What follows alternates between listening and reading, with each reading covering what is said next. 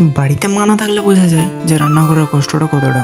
তো হ্যালো বন্ধুরা, আমি হলাম মিঠুন। সকাল সকাল ঘুম থেকে উঠে ফ্রেশ হয়নি, আর একটু বেলা বাড়তেই চলে আসছে এই কাকুটা সবজি নিয়ে বাড়িতে।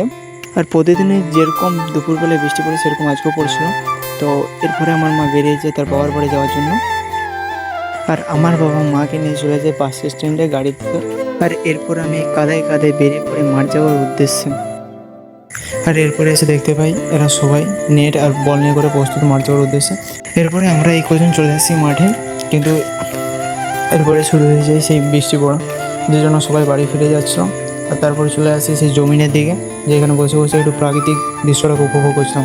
আর এইখানে দুই মাতব্বর বসে যায় 5G ঘাঁটার জন্য। আমিও তাদের সাথে মাতব্বরে যোগ করার জন্য আমিও বসে গেলাম তাদের সাথে।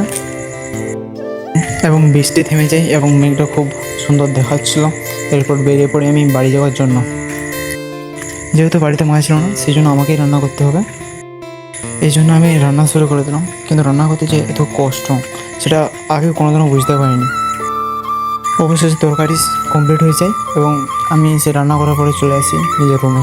তো এই ছিল আজকের মিনিগুলো। ভালো লাগলে একটা লাইক করে দেবো।